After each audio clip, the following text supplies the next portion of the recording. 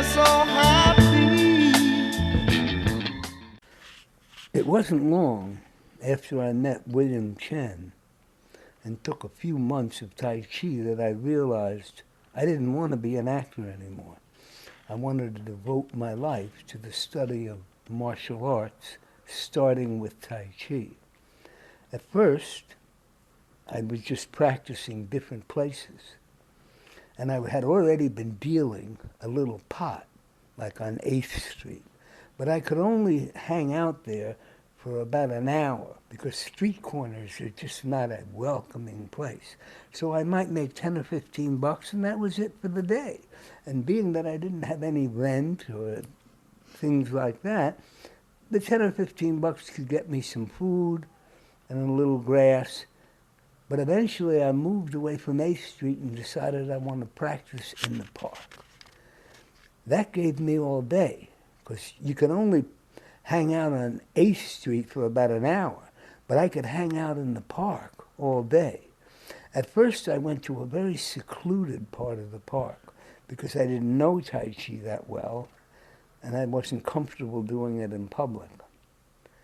But after about 8 months, I started to get smoother. And one day I just, on a whim, decided, hey, I'm always going to this same secluded part of the park. I think I'm going to walk around just to take a look at the park. And I, about 25 minutes later, accidentally stumbled on Bethesda Fountain. And I looked up on the hill. And when I walked up there on the hill overlooking the fountain, I saw hippies everywhere. It was a scene. It was thriving. It was busy. Some were learning yoga. Some were playing the guitar. Some were singing. Some were reading poetry. Some were doing the I Ching. Some were doing tarot cards. I said, oh, I'm going to fit in real good here.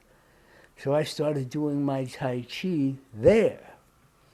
I didn't realize it at first, but instead of making $15 a day, I started to make $100 a day, $150 a day, because I had what my father had always tried to teach me about business: location, location, location.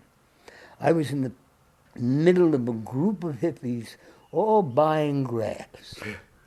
So I was selling, I would buy a pound, and then that meant a nickel bag cost me about $1.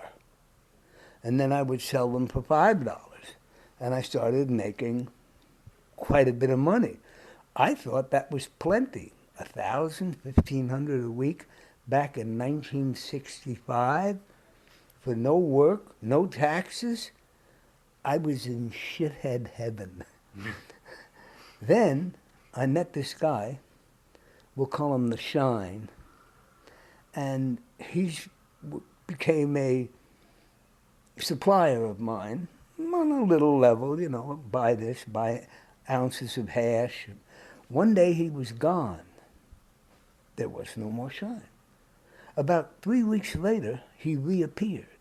But instead of giving me my usual ounce of hash, which would cost me $70, and I would sell 28 dimes, so there's the profit of 150 bucks, he handed me a whole pound, which he'd never done before. So I said, where did you get this? In those days, a pound was a lot. He said, I've been gone 3 weeks. I went over to London, bought 12 pounds for $200 a pound instead of $800, what it was here, stuffed it under my shirt and walked through customs. I said, when are you going back? He said, in a few weeks. I said, take me with you. I want to do that. And I immediately, which I had never done, left the park in the middle of the day and went and got my passport. About 3 weeks later, we went back. He copped 12 pounds of hash from me. I stuffed it under my shirt. I got on the plane. I took the ride. I got off. I went through customs. And the minute I got in the cab, I said to myself with a very self-satisfied grin, I am now an international smuggler. I sold the 12 pounds and made about $8,000 in one day.